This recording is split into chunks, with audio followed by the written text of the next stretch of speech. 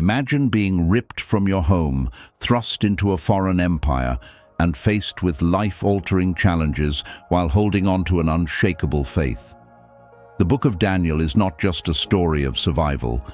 It's a testament to courage, divine revelations, and the triumph of a faithful heart in the face of unimaginable trials. How did a young captive become a trusted advisor to kings and a voice for God in a pagan land? Stay with us as we uncover the extraordinary journey of Daniel, a man whose unwavering faith changed the course of history. This story unfolds against exile, divine revelations, and steadfast belief in God.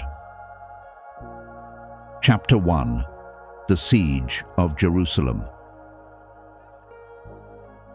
The year was turbulent, a time of political upheaval and divine judgment. The reign of Jehoiakim, king of Judah, had been marked by defiance against God's commands and alliances with foreign powers. The prophet's warnings went unheeded, and the nation's moral decay was mirrored in its political instability. In the third year of Jehoiakim's reign, the ominous shadow of the Babylonian Empire loomed over Judah. Nebuchadnezzar, the ambitious and ruthless king of Babylon, led his formidable army to besiege Jerusalem, the heart of Judah's spiritual and political life. The siege was relentless. Nebuchadnezzar's forces, skilled in the art of war, surrounded the city, cutting off supplies and forcing the inhabitants into despair. The once bustling streets of Jerusalem became ghostly corridors of fear and starvation. Families huddled in their homes, praying for deliverance, as the Babylonian war machines, battering rams and siege towers, drew closer to the city walls. Soldiers stood vigilant atop the ramparts, their faces etched with determination and dread, knowing their defenses could only hold for so long. The temple, a beacon of God's presence among his people, stood as a silent witness to the unfolding tragedy. Its golden facade, which once reflected the glory of God, now seemed to glint mockingly under the oppressive Babylonian sun. Inside, priests clung to the sacred artifacts, whispering prayers for divine intervention. But the heavens seemed silent. The day Jerusalem fell was one of anguish and devastation. The city gates, once a symbol of strength, were breached. Nebuchadnezzar's soldiers poured into the city like a flood, their armor glinting and swords drawn. The cries of the people echoed through the streets as homes were plundered and the temple was desecrated. The sacred vessels of the temple, crafted with precision and sanctified for worship, were seized as trophies of war. Nebuchadnezzar, in a calculated act of supremacy, ordered these treasures to be taken to Babylon, where they would be placed in the temple of his gods, a stark declaration that the gods of Babylon had triumphed over the God of Israel. Amidst the chaos, captives were taken. Nebuchadnezzar's decree was explicit: select the best and brightest among the young men of Judah, those of noble lineage and royal blood, without physical blemish, and possessing intellect and wisdom. These captives were to be brought to Babylon, not as slaves in the traditional sense, but as instruments of assimilation. They would be trained in the language and literature of the Chaldeans, and their identities would be systematically stripped away to serve the empire. Among the captives were 4 young men who would come to symbolize unwavering faith: Daniel, Hananiah, Mishael, and Azariah. These youths, barely out of their teenage years, had been raised in the traditions of their forefathers.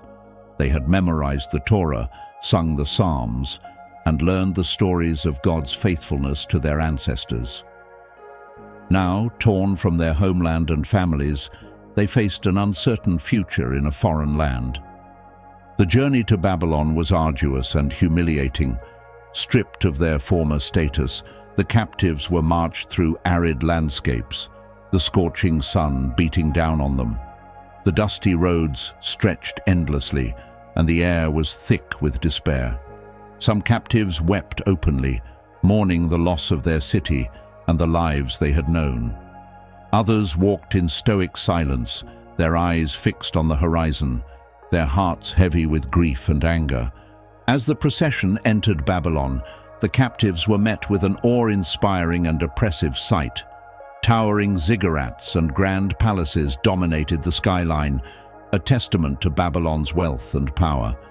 The city buzzed with activity, its streets lined with merchants selling exotic goods, soldiers patrolling with an air of authority, and priests conducting rituals honoring their gods. For the young men of Judah, this was a stark contrast to the humble streets of Jerusalem. Babylon was a city of excess, its opulence masking a spiritual void. The captives were brought before Ashpenaz, the chief of Nebuchadnezzar's eunuchs. He was tasked with overseeing their assimilation. The young men were assigned new names, a symbolic act meant to sever their ties to their heritage and faith. Daniel became Belteshazzar, Hananiah became Shadrach, Mishael became Meshach, and Azariah became Abednego. These names honored the gods of Babylon, a constant reminder of the empire's dominance over them. Despite the pressure to conform, Daniel and his friends resolved to remain faithful to their God. Their first test came in the form of the king's food.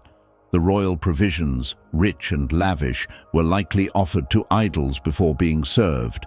To partake would mean compromising their faith.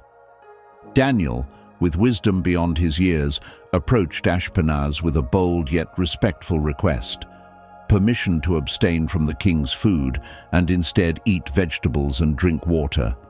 Ashpenaz, though sympathetic to Daniel, feared the repercussions if the young men appeared weaker than their peers. Daniel proposed a 10-day trial, a test of faith and obedience.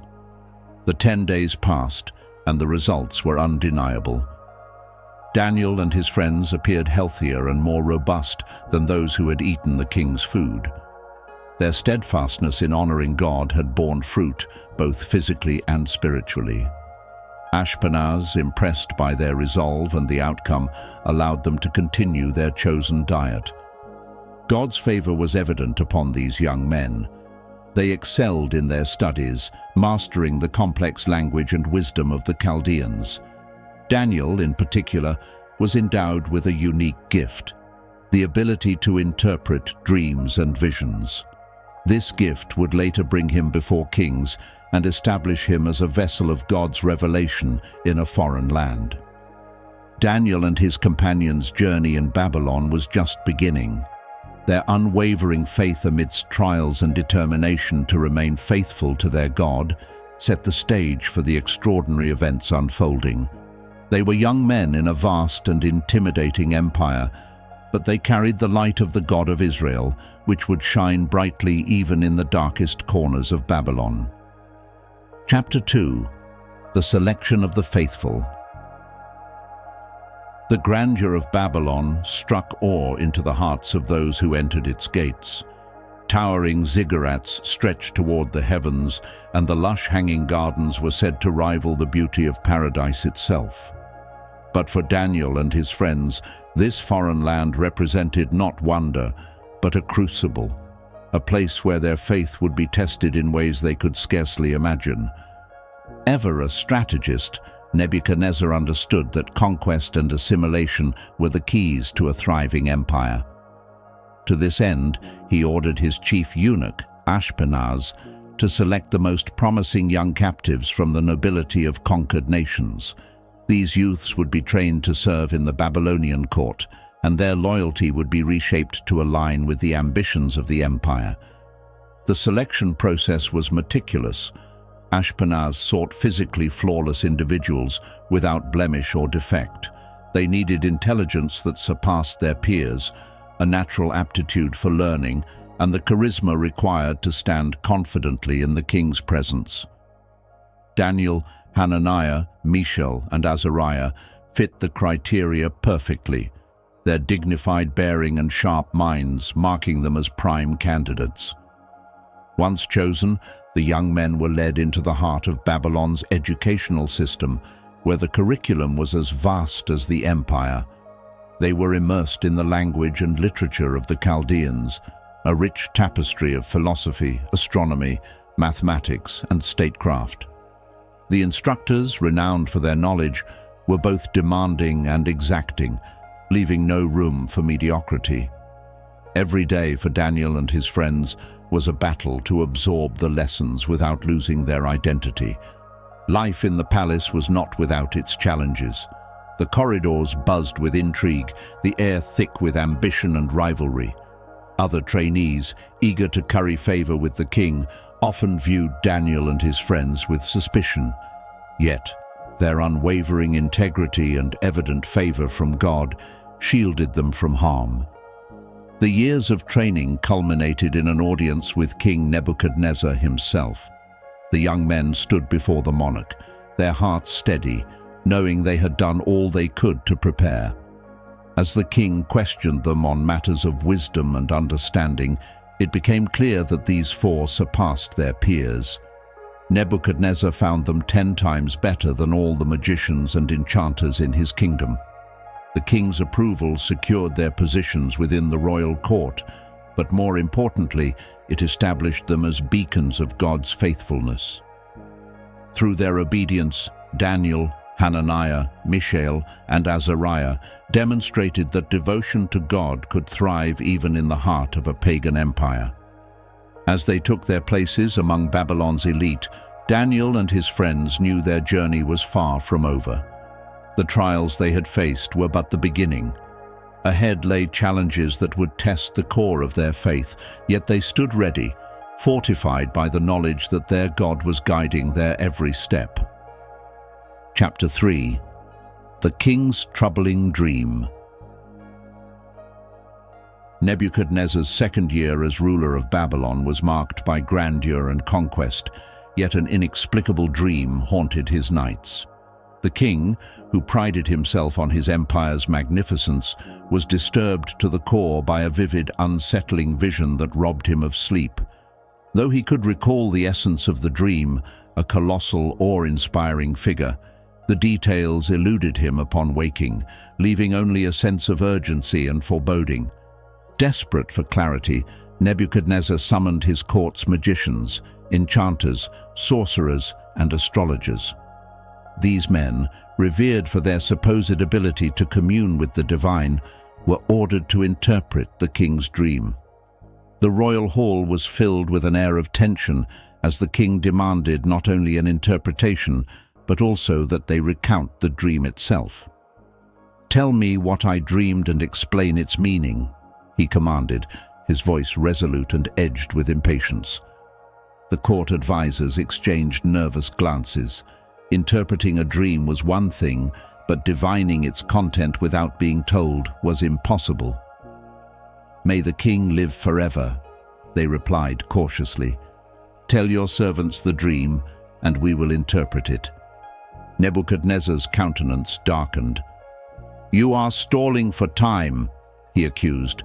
"If you do not make the dream known to me, you will be torn limb from limb, and your houses will be turned into piles of rubble.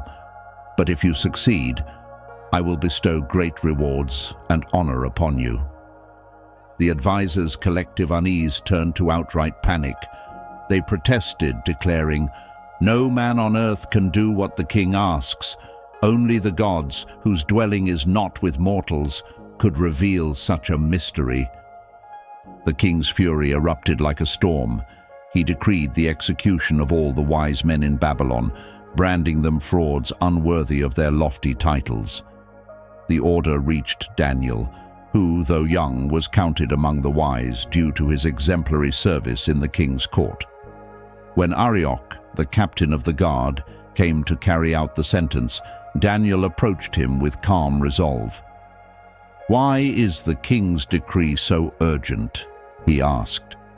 Arioch explained the situation, and Daniel requested an audience with the king, promising to provide the interpretation if given time. Daniel returned to his companions, Hananiah, Mishael, and Azariah, and together they sought God in earnest prayer. They pleaded for mercy, asking the God of heaven to reveal the mystery and spare their lives. That night, in a vision, God unveiled the dream to Daniel. Overwhelmed with gratitude, Daniel offered a prayer of praise. Blessed be the name of God forever and ever, for wisdom and might are his. He changes times and seasons. He removes kings and establishes them. He gives wisdom to the wise and knowledge to those who have understanding. He reveals deep and hidden things. He knows what is in the darkness, and light dwells with him. The following day, Daniel was brought before Nebuchadnezzar. The king, his face a mixture of curiosity and skepticism, asked, "Can you tell me what I saw in my dream and interpret it?" Daniel replied humbly, "No wise man, enchanter, magician, or diviner can explain the mystery the king has asked about. But there is a God in heaven who reveals mysteries. He has shown King Nebuchadnezzar what will happen in days to come." With precision and eloquence, Daniel recounted the dream. "You saw a great statue, O king, standing before you, dazzling and terrifying in appearance. Its head was made of pure gold, its chest and arms of silver, its belly and thighs of bronze, its legs of iron, and its feet partly of iron and partly of clay. As you watched, a stone was cut out, not by human hands, and it struck the statue on its feet, smashing them to pieces. The iron, clay, bronze, silver, and gold were broken into bits and became like chaff on a threshing floor. The wind swept them away without a trace, but the stone that struck the statue became a great mountain that filled the whole earth." Nebuchadnezzar listened intently, his expression shifting from astonishment to reverence as Daniel continued. "This is the interpretation. The head of gold represents you, O king, and your kingdom of Babylon, the most splendid empire. After you, another kingdom inferior to yours will arise, followed by a third kingdom of bronze that will rule over the whole earth. The fourth kingdom, strong as iron, will crush and shatter everything. But just as the feet and toes were partly of iron and partly of clay, this kingdom will be divided, strong in some parts and brittle in others. In the days of these kings, the God of heaven will establish a kingdom that will never be destroyed, nor will it be left to other people. It will crush all these kingdoms and bring them to an end, but it will endure forever. This is the meaning of the rock cut out of a mountain, not by human hands." The great God told the king what would take place. The dream is certain, and its interpretation is trustworthy. Nebuchadnezzar, overcome with awe, fell prostrate before Daniel. "Surely your God is the God of gods and the Lord of kings and a revealer of mysteries, for you were able to reveal this mystery," he declared. The king lavished Daniel with gifts and elevated him to a position of great authority, making him ruler over the province of Babylon and chief of its wise men. Shadrach, Meshach, and Abednego were also promoted to positions of influence at Daniel's request. Chapter 4. The Fiery Furnace. Nebuchadnezzar, the enigmatic and ambitious king of Babylon, was driven by grandeur. His reign was marked by remarkable architectural feats, including the legendary Hanging Gardens, symbolizing the zenith of Babylonian opulence. But his most audacious project was a colossal golden statue, an imposing figure standing nearly 90 feet tall and shimmering in the desert sunlight. This statue, set up on the plain of Dura, was not merely an artistic marvel, it was a declaration of his dominance and an invitation to idolatry. To solidify loyalty across his vast and diverse empire, Nebuchadnezzar issued a royal decree. At the sound of music, the blaring horns, melodious flutes, resonant zithers, and other instruments, all people, regardless of their nationality or religion, were to bow down and worship the golden image. The consequence for defiance was severe and immediate. The offender would be cast into a blazing furnace, an execution designed to instill fear and compliance. The day of the statue's dedication arrived, a spectacle of unparalleled pomp and ceremony. Delegations from all corners of the empire, princes, governors, counselors, judges, and military commanders gathered under the expansive Babylonian sky. The air was heavy with the scent of incense and the sound of instruments tuning for their synchronized performance. When the music played, the crowd fell like a wave before the golden idol, their submission a stark reminder of Nebuchadnezzar's authority. Yet, amid this sea of bowed figures, 3 men stood tall and unyielding: Shadrach, Meshach, and Abednego. Their defiance was not born of arrogance but of unwavering faith. These 3 companions of Daniel had resolved in their hearts not to bow to any god or image, for they served only the God of Israel, the creator of heaven and earth. Their stand was a beacon of integrity, a silent yet thunderous proclamation of allegiance to the Most High. Word of their defiance reached the king, sparking a fury that burned hotter than the furnace. Nebuchadnezzar's face, contorted with rage, summoned the men to his court. "Is it true," he bellowed, "that you do not serve my gods or worship the golden image I have set up?" His voice echoed through the hall, heavy with both incredulity and menace. He offered them one final chance. "When you hear the music, if you fall and worship the image, very well. But if you do not, you will be thrown immediately into the blazing furnace.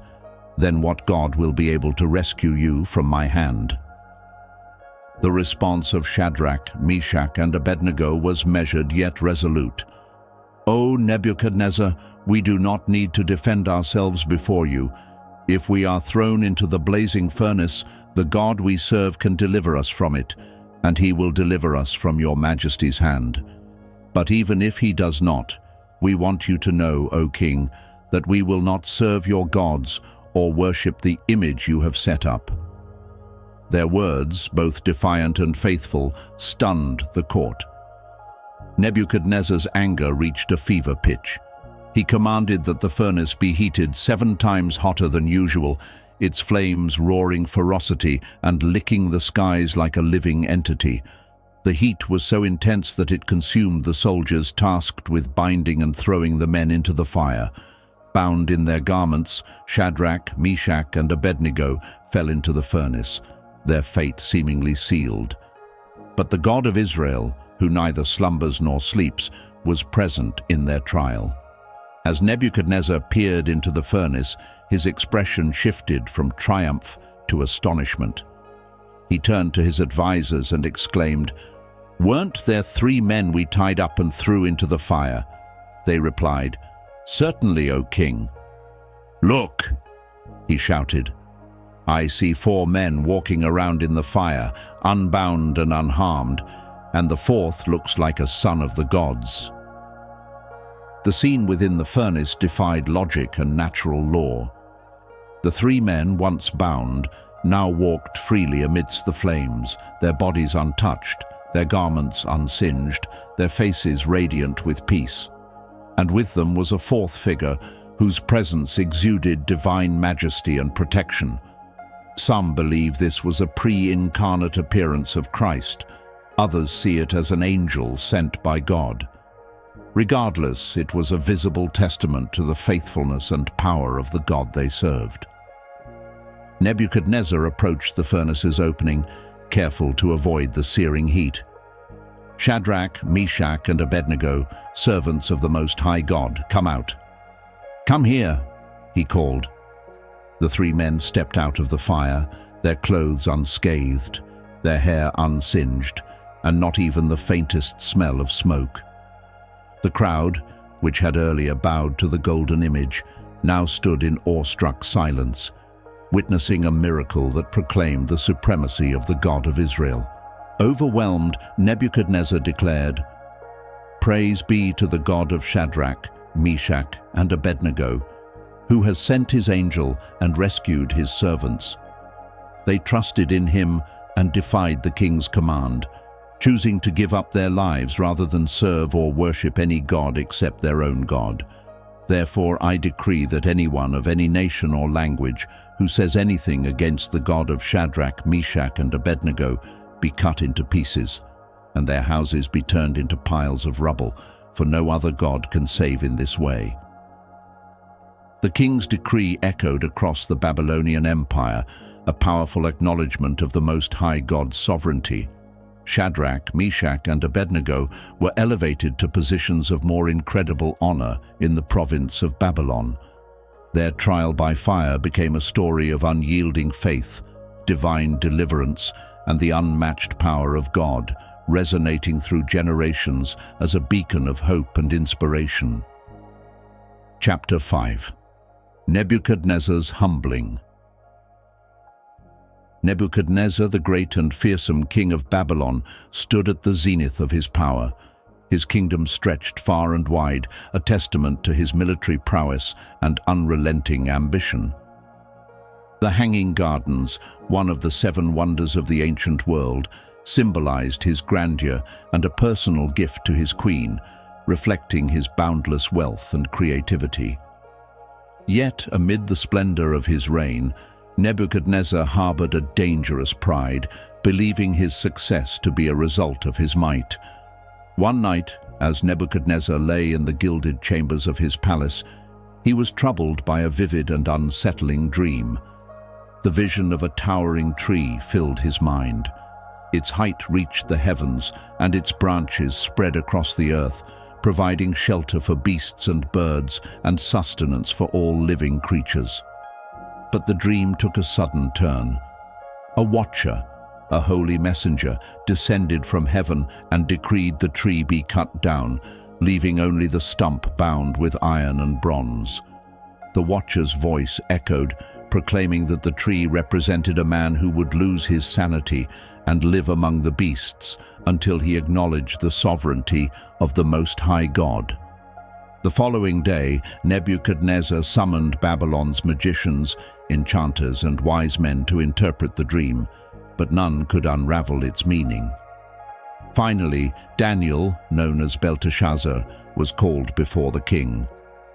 With humility and reverence, Daniel listened as the king recounted his dream.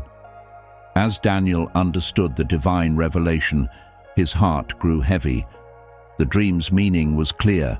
It foretold the king a sobering fate.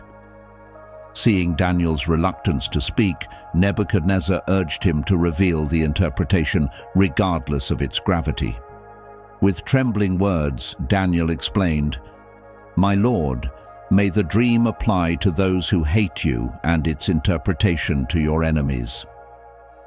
The great tree, Daniel revealed, symbolized Nebuchadnezzar himself. His reign was vast and his influence unparalleled, yet his pride had reached dangerous heights. The decree to cut down the tree signified that the king would be driven away from human society, forced to live like a wild animal, eating grass and dwelling among the beasts of the field. This condition would last for 7 times, likely 7 years, until the king acknowledged that the highest is sovereign over all the kingdoms of men and gives them to whomever he pleases. Daniel, with a heart full of compassion, pleaded with the king, "Therefore, O king, let my advice be acceptable to you. Break off your sins by practicing righteousness and your iniquities by showing mercy to the oppressed. Perhaps then your prosperity will continue." For a time, Nebuchadnezzar seemed to heed the warning. But as the months passed, his heart grew hardened once more. 1 year later, as he strolled atop his majestic palace, overlooking the splendor of Babylon, he proclaimed, "Is this not the great Babylon I have built as the royal residence by my mighty power and for the glory of my majesty?" His prideful declaration reverberated through the halls of heaven, and in that very moment a voice from above declared, "The kingdom has departed from you." Nebuchadnezzar's descent into madness was immediate and undeniable. Stripped of his royal robes and authority, he wandered into the wilderness. His appearance became grotesque as his hair grew like the feathers of eagles and his nails like birds' claws. He crawled on all fours, eating grass like an ox, utterly removed from the grandeur of his former life. The once mighty king of Babylon now embodied the humbling power of God, a living testament to the consequences of unchecked pride. For 7 long years, Nebuchadnezzar roamed the wilds, The empire he once ruled continued under the stewardship of his court, but whispers of the king's fate spread far and wide. Yet, even in his debasement, God's hand was at work. Nebuchadnezzar's condition was not without purpose. It was a divine lesson, one meant to lead him to repentance and acknowledgement of the true King of Heaven. Nebuchadnezzar's sanity was miraculously restored at the end of the appointed time. Lifting his eyes to heaven, he proclaimed, "I blessed the Most High, and I praised and honored him who lives forever. His dominion is everlasting, and his kingdom endures from generation to generation. All the earth's inhabitants are accounted as nothing, and he does according to his will among the host of heaven and the earth's inhabitants. None can stay his hand or say to him, 'What have you done?'" Nebuchadnezzar's restoration was complete. His royal splendor returned, and he was re-established on his throne with even greater majesty. Yet he was no longer the same man. His pride had been replaced with humility, and his arrogance with reverence for the Most High God. Nebuchadnezzar's final decree was one of praise. "Now I, Nebuchadnezzar, praise and extol and honor the King of Heaven, for all his works are right and his ways are just, and those who walk in pride he can humble." Chapter 6. The Writing on the Wall. The lavish palace of King Belshazzar gleamed under the glow of countless oil lamps, their golden flames casting intricate shadows upon the intricately adorned walls. This was no ordinary night. The king had summoned 1,000 of his lords to partake in an extravagant feast. The air was thick with the heady aroma of spiced meats and aged wine, and the hall echoed with laughter, music, and the clinking of golden goblets. Yet amidst the splendor, a sense of foreboding lingered, unnoticed by the revelers. Belshazzar, draped in robes of the finest purple and gold, lounged at the head of the grand table. As the wine flowed freely, his pride swelled. To display his power and defiance, he commanded that the sacred vessels, taken by his predecessor Nebuchadnezzar from the temple in Jerusalem, be brought forth. These vessels, consecrated for worship to the God of Israel, were now filled with Babylonian wine and used to toast to lifeless gods of gold, silver, bronze, iron, wood, and stone. As the revelry peaked, a chilling silence fell upon the room. All eyes turned to the far wall, where a disembodied hand appeared, its fingers etching fiery words into the plaster. The air grew cold, and the once confident king turned pale. His knees knocked together, and his hands trembled as he clutched the edge of his throne. The festive atmosphere evaporated, replaced by an oppressive stillness as the mysterious writing glowed ominously on the wall. Panic spread among the guests, their faces reflecting the king's terror. His voice shaking, Belshazzar called for the enchanters, astrologers, and soothsayers. "Whoever can read this writing and tell me its meaning," he proclaimed, "will be clothed in purple, have a gold chain placed around their neck, and be made the third highest ruler in the kingdom." The wise men of Babylon entered, their ornate robes rustling as they approached the wall. They examined the glowing script, their brows furrowed in concentration. Yet, despite their knowledge and skills, none could decipher the words. The king's fear deepened, his face ashen, as whispers of uncertainty filled the hall. At that moment, the queen's mother, drawn by the commotion, entered the banquet hall. Her presence commanded respect, and her calm demeanor contrasted with the chaos. "O king, live forever," she began, her voice steady. "Do not let your thoughts terrify you or your face grow pale. A man in your kingdom has the spirit of the holy gods. In the days of your father, he was found to have insight, intelligence, and wisdom like the gods. Your father, King Nebuchadnezzar, appointed him chief of the magicians, enchanters, astrologers, and diviners. Call for Daniel, and he will tell you what the writing means."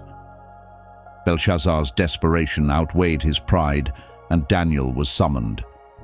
The prophet entered the hall, his demeanor composed and his gaze steady.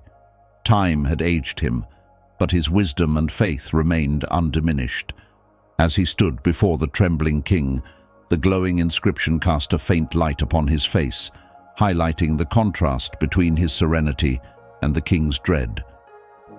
Belshazzar repeated his offer of rewards, but Daniel declined, his voice unwavering. "You may keep your gifts for yourself and give your rewards to someone else. Nevertheless, I will read the writing for the king and tell him what it means."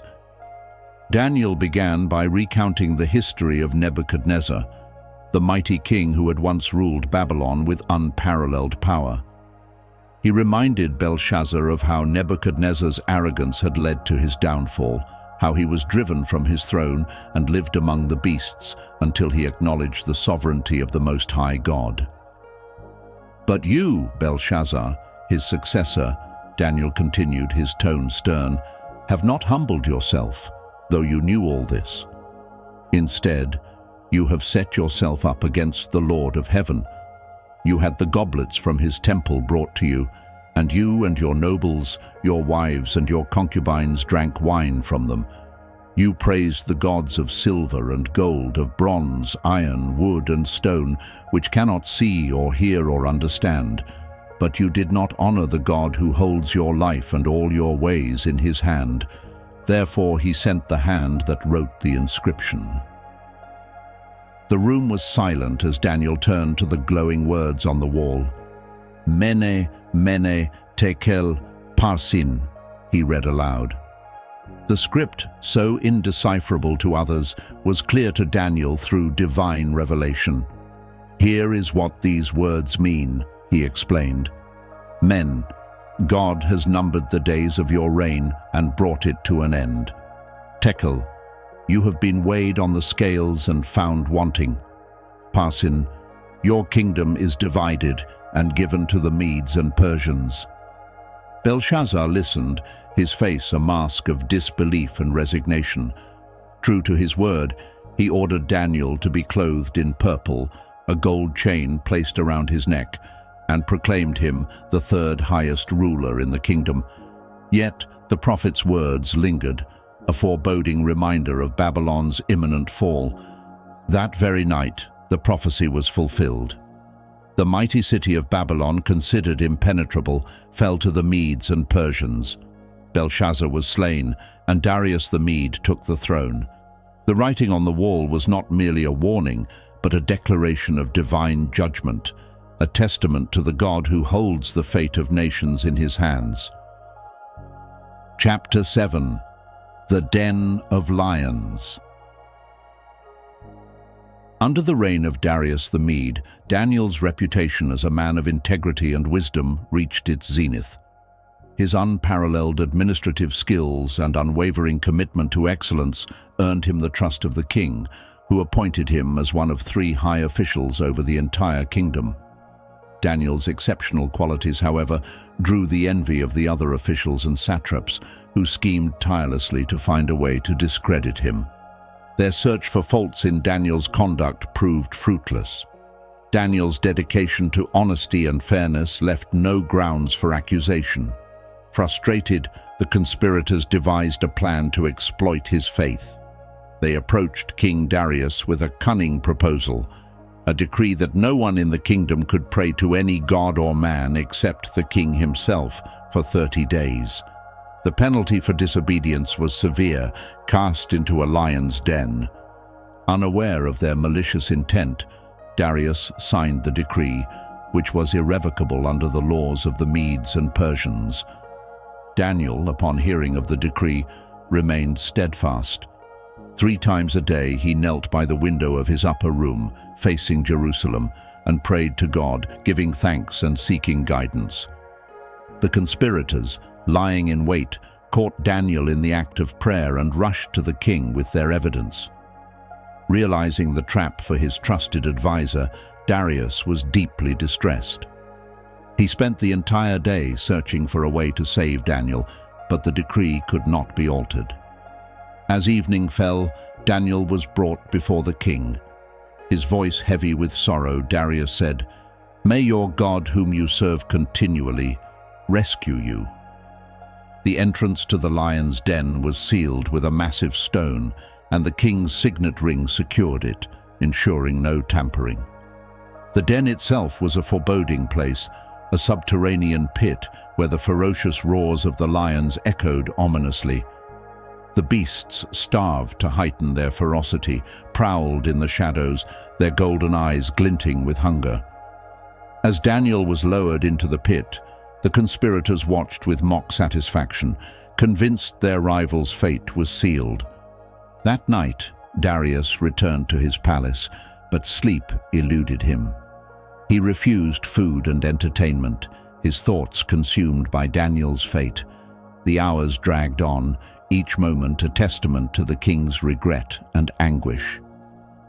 At the first light of dawn, Darius hurried to the den, his heart pounding with hope and fear.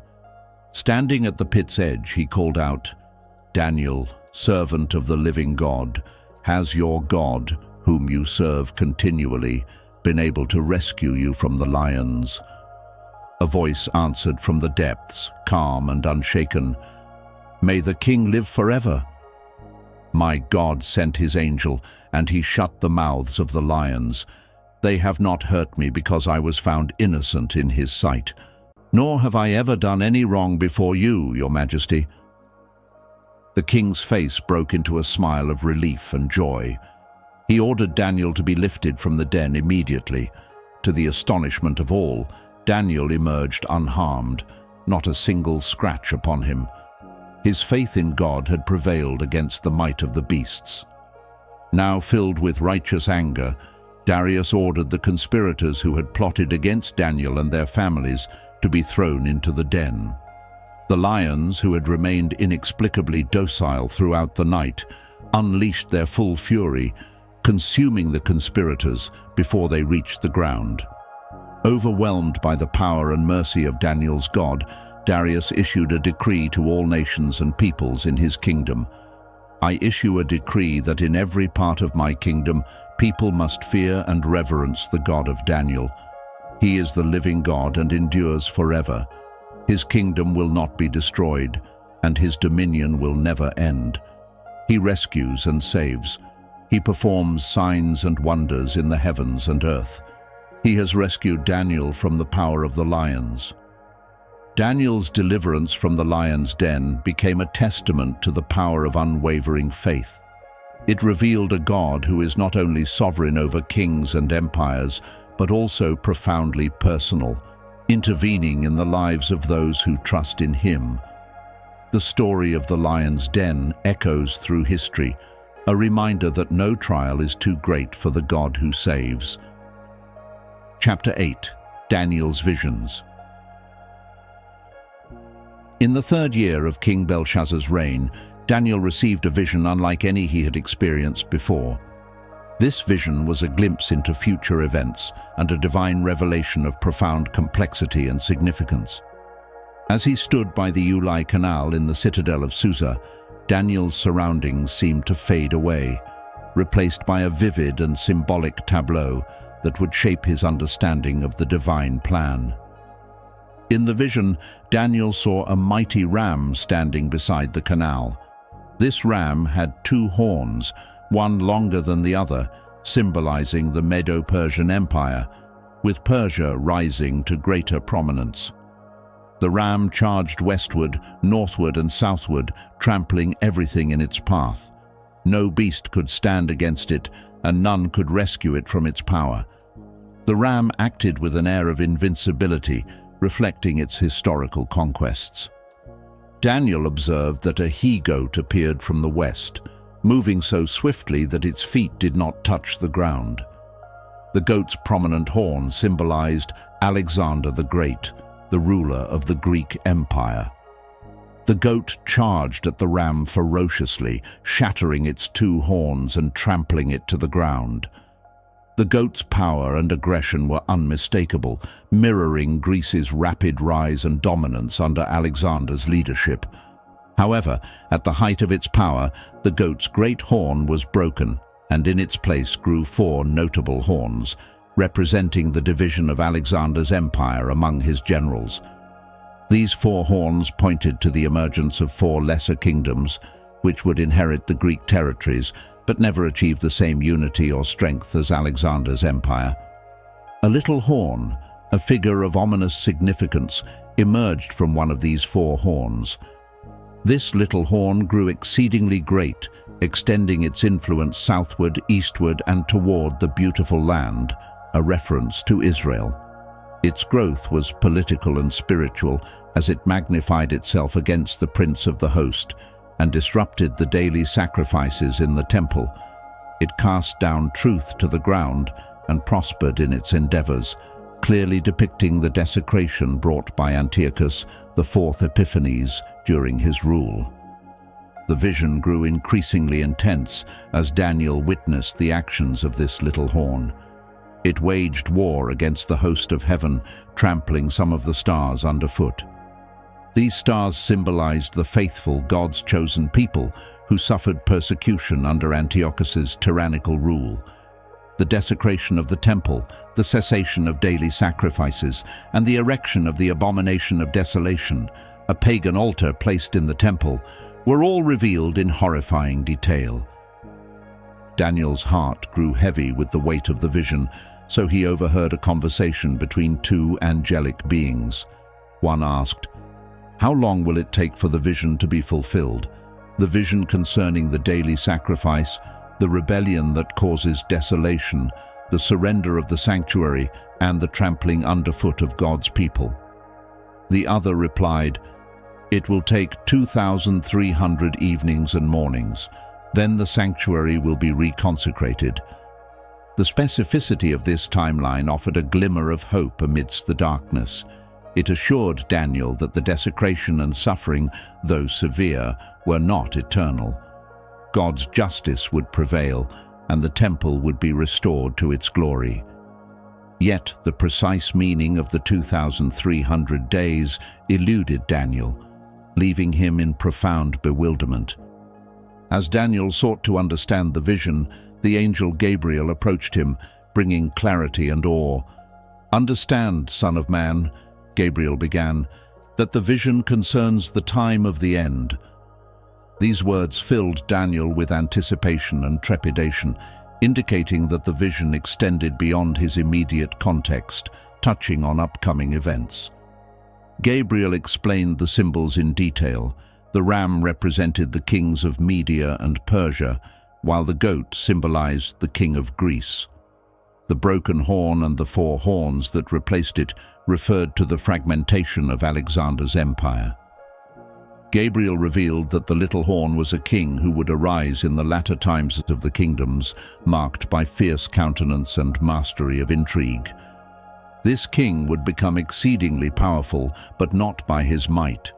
He would cause astounding devastation, destroy the mighty and the holy people, and magnify himself in his heart. Through deceit, he would prosper, bringing destruction to many. Yet Gabriel assured Daniel that this king would be broken, but not by human hands. This pointed to the divine judgment that would ultimately end his tyranny. The vision concluded with Gabriel emphasizing the certainty of these events. "The vision of the evenings and mornings that has been given to you is true," he said, "but seal up the vision, for it concerns the distant future." These final words underscored the enduring relevance of the vision, as it was intended not only for Daniel, but also for future generations. Daniel's reaction to the vision was one of physical and emotional exhaustion. He was overwhelmed by what he had seen and its implications. For days he lay sick, unable to fully process the magnitude of the revelation. Yet, despite his anguish, Daniel returned to his duties, demonstrating remarkable resilience and faithfulness. Chapter 9. The 70 Weeks. Daniel's reflections during the reign of Darius the Mede marked a pivotal moment in his spiritual journey. The weight of prophecy, history, and the present exile bore heavily upon him. Deeply aware of Jeremiah's prophecy that the desolation of Jerusalem would last 70 years, Daniel's heart ached for his homeland. He turned to God with an intensity that transcended words, seeking divine wisdom and intervention. His devotion was marked by fasting, the donning of sackcloth, and the sprinkling of ashes, symbols of profound humility and repentance. Daniel's words were a masterpiece of confession and supplication in his prayer. He did not shy away from the sins of Israel. "We have sinned, we have done wrong," he cried. "We have acted wickedly and rebelled. We have turned away from your commands and laws." Every word was laden with sorrow, as though he were bearing the collective guilt of his people. Yet Daniel's prayer was also a declaration of God's righteousness, acknowledging the justice of the exile while pleading for mercy. "You are righteous, Lord, but we are covered with shame this day." Daniel's prayer was not just a lament. It was a desperate appeal to the covenant promises of God.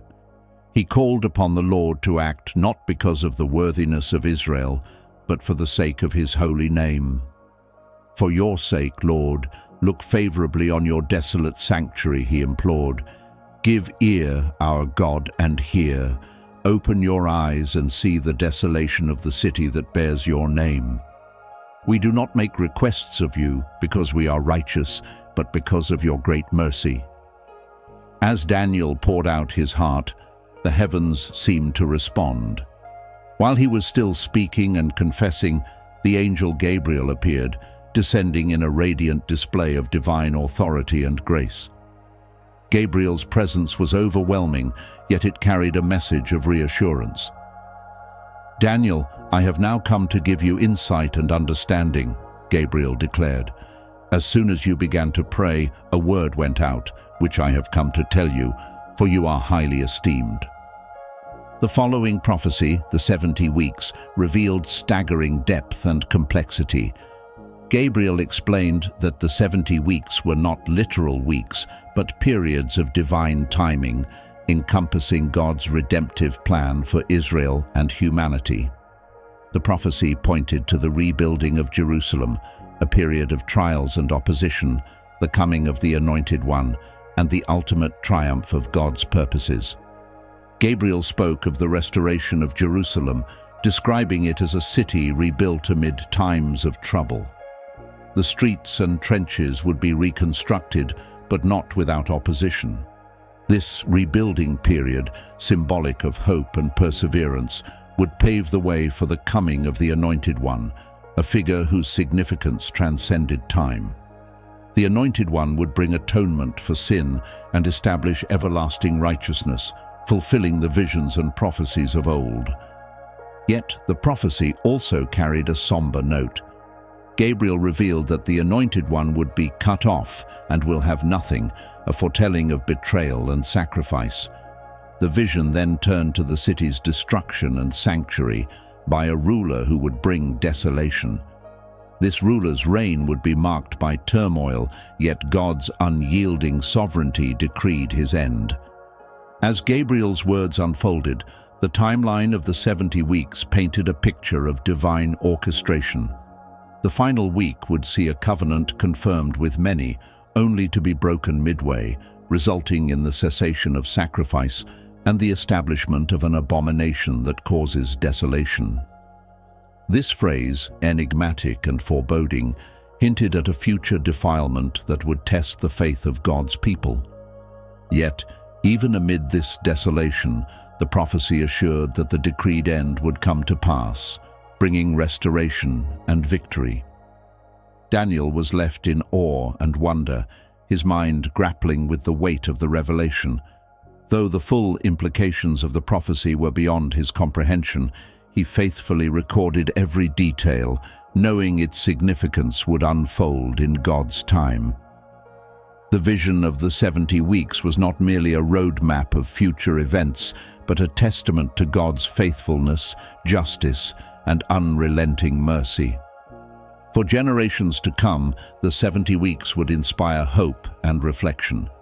It was a reminder that history, no matter how chaotic, is under the sovereign hand of God. It called God's people to repentance, faith, and anticipation of the ultimate redemption that would come through the Anointed One. In his prayer and Gabriel's message, Daniel found a glimpse of the eternal, a promise that even in the darkest times God's purposes would prevail and his glory would be revealed. Chapter 10. The Heavenly Messenger. In the 3rd year of Cyrus, king of Persia, Daniel's journey took a profound turn. He had seen many visions, but what was to come would be among the most detailed and awe-inspiring of them all. By this time, Daniel was an elderly man, yet his devotion to prayer and fasting remained unwavering. His heart was heavy with concern for his people, Judah's exiles, and their land's future. He abstained from rich food, meat, and wine for 3 weeks, humbling himself before God and seeking answers. During this period of deep spiritual discipline, Daniel found himself by the banks of the great river Tigris. The serene yet powerful flow of the water mirrored the divine mystery that was about to unfold. As Daniel lifted his eyes, he beheld a radiant, overwhelming vision that left him trembling. Standing before him was a figure clothed in linen, symbolizing purity and heavenly authority. His waist was girded with fine gold from Uphaz, shimmering with an otherworldly brilliance. The figure's body gleamed like beryl, an extraordinary clarity and beauty gemstone. His face shone with the intensity of lightning, and his eyes burned like flaming torches, piercing into the depths of Daniel's soul.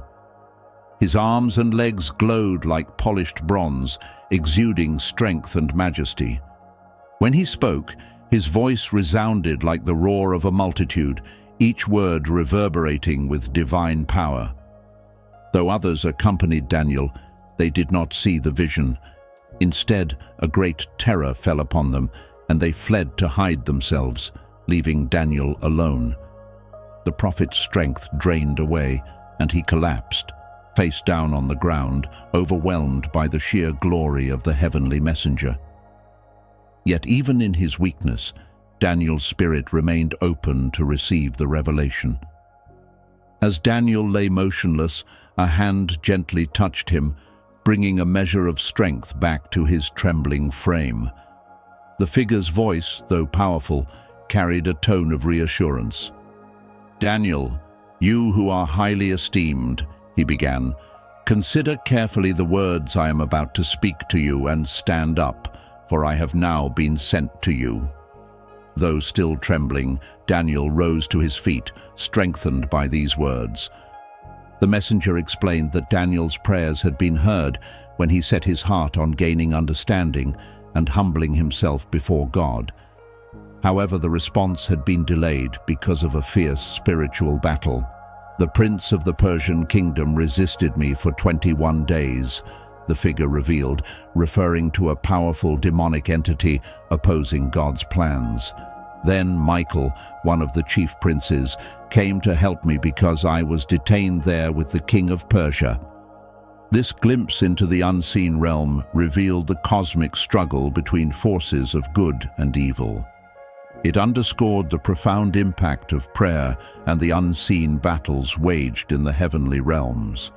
Daniel's persistent intercession had played a role in advancing God's purposes, even as spiritual warfare raged unseen. The messenger continued, unveiling a vision of the future that was both awe-inspiring and sobering.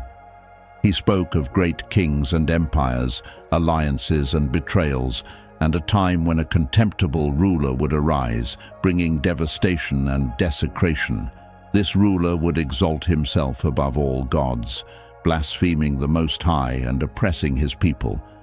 Yet his reign of terror would be short-lived, for divine judgment would bring his downfall.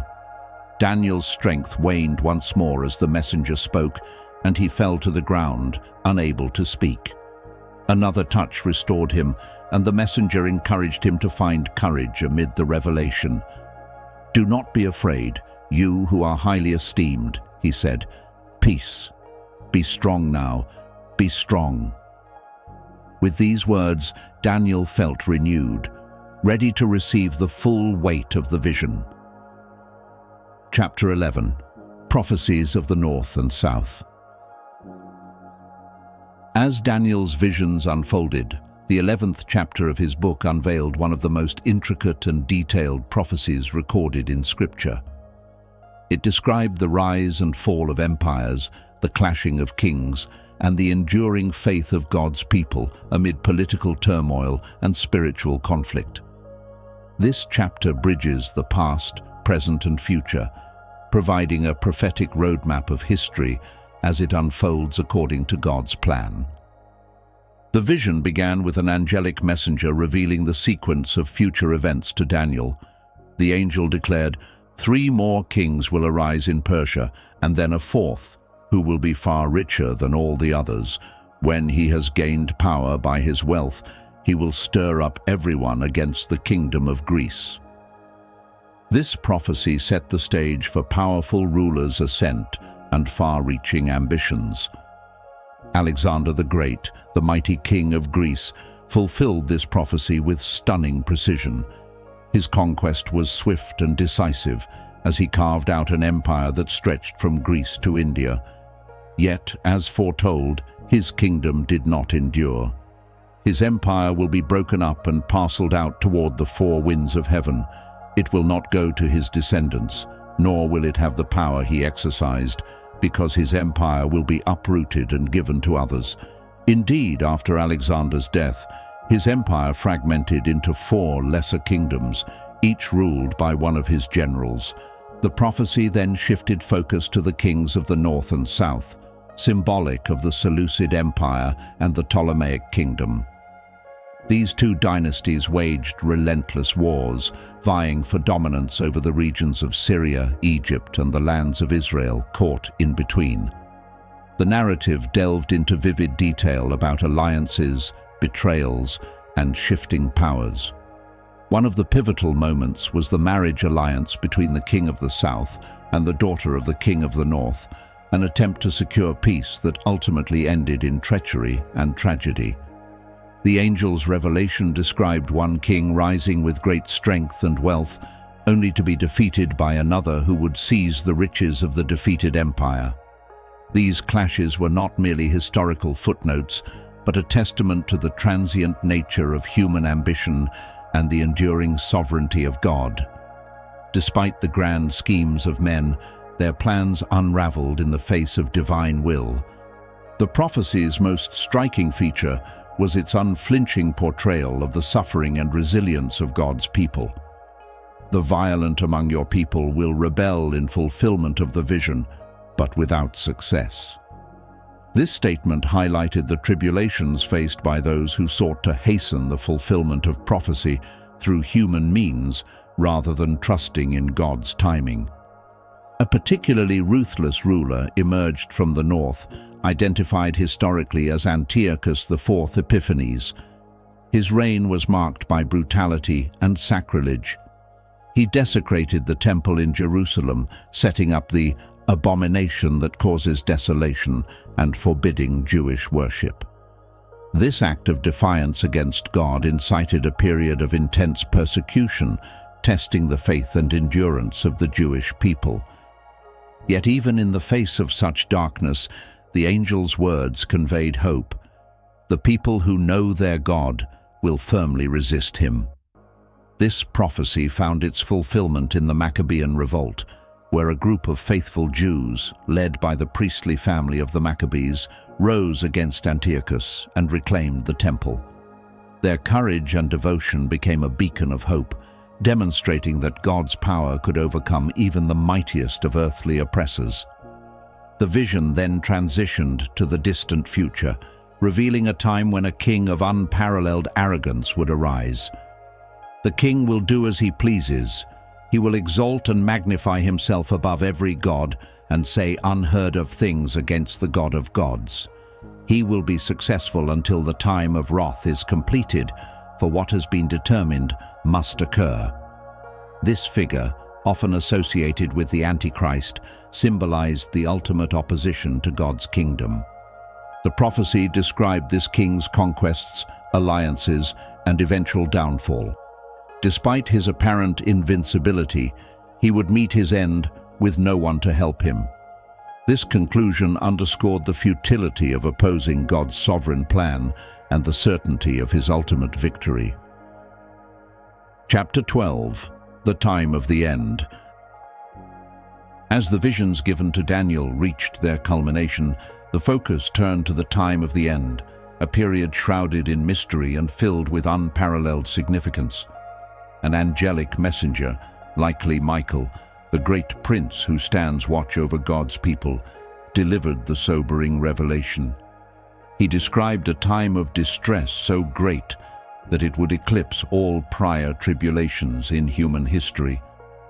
This was a warning and a call to endurance, as the faithful would be refined and tested like precious metals in a furnace.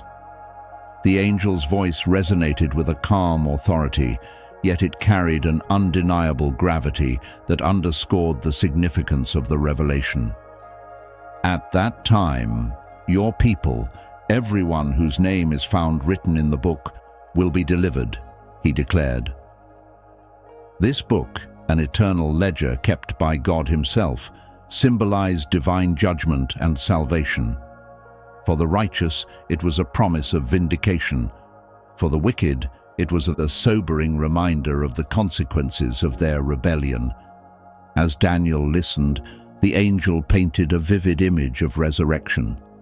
Multitudes who sleep in the dust of the earth will awake, some to everlasting life, others to shame and everlasting contempt. The resurrection was described with such clarity that it pierced the veil of mortality, offering a glimpse into God's ultimate plan for humanity.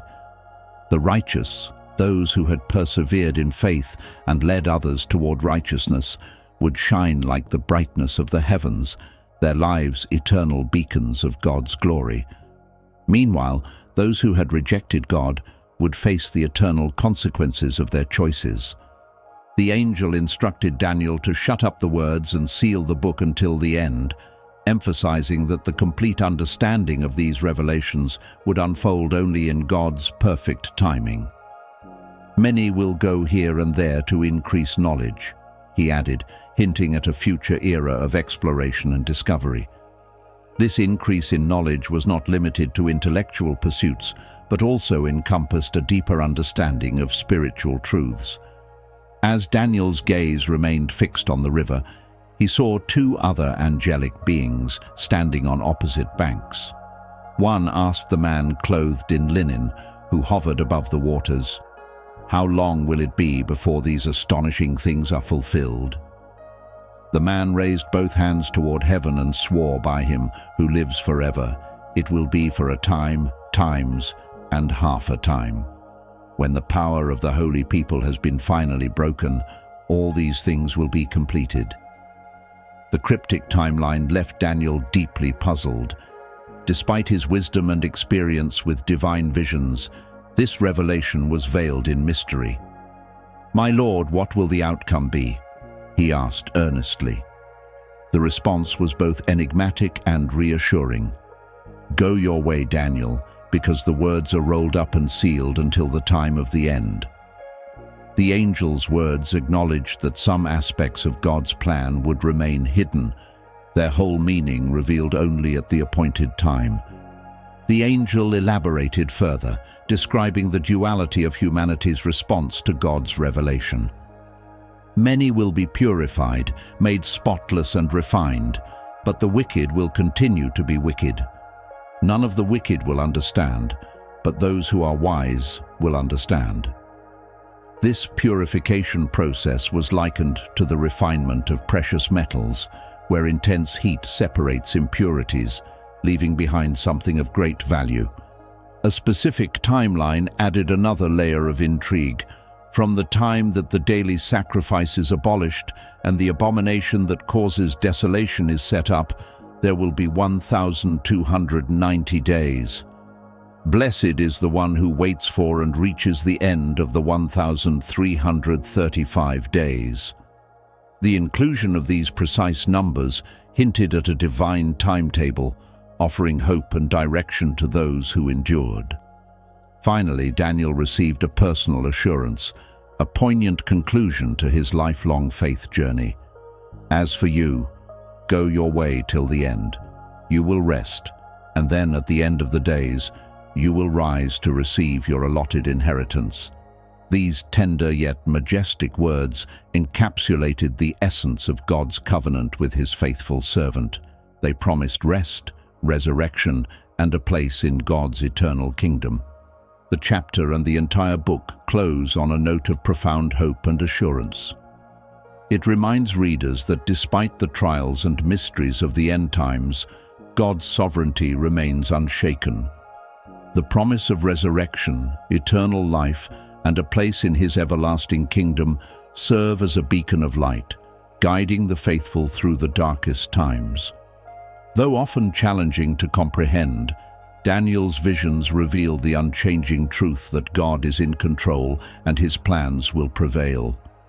Reaching their culmination, the focus turned to the time of the end, a period shrouded in mystery and filled with unparalleled significance.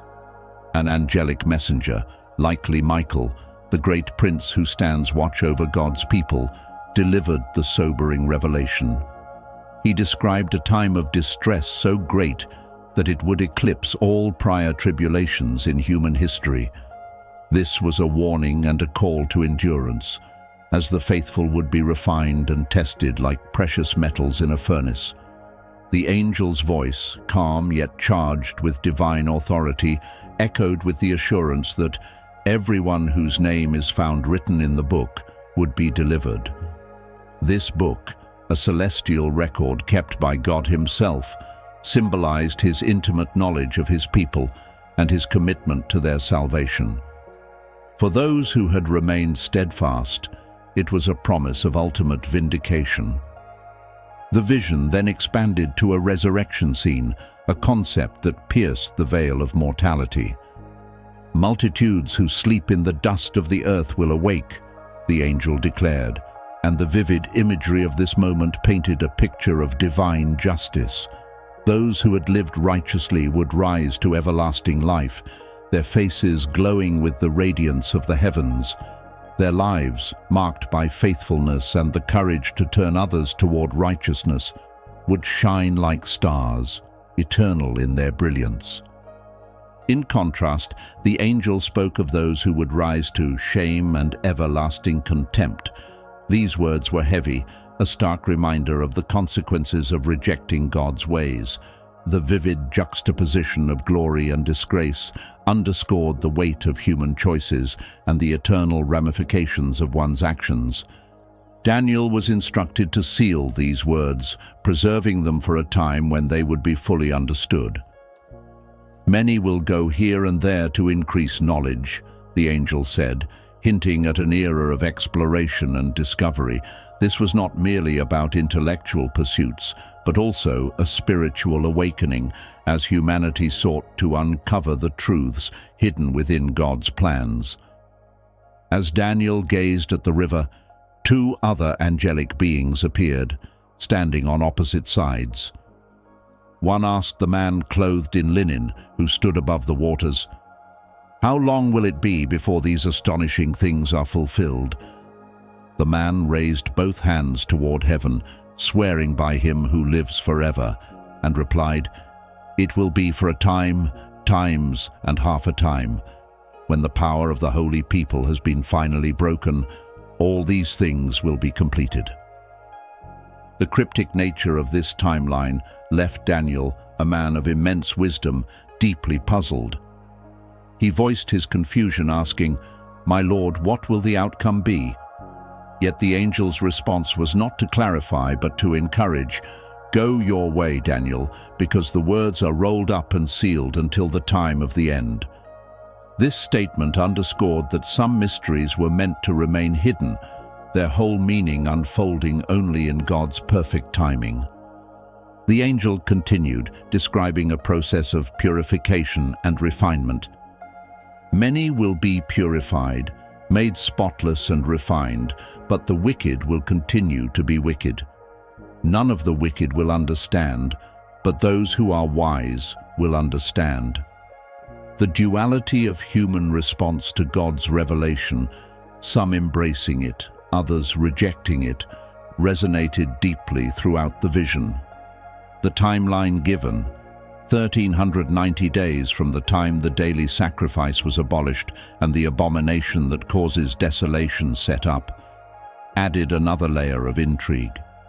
Blessed is the one who waits for and reaches the end of the 1,335 days, the angel added, offering a cryptic promise to those who endured beyond the expected period.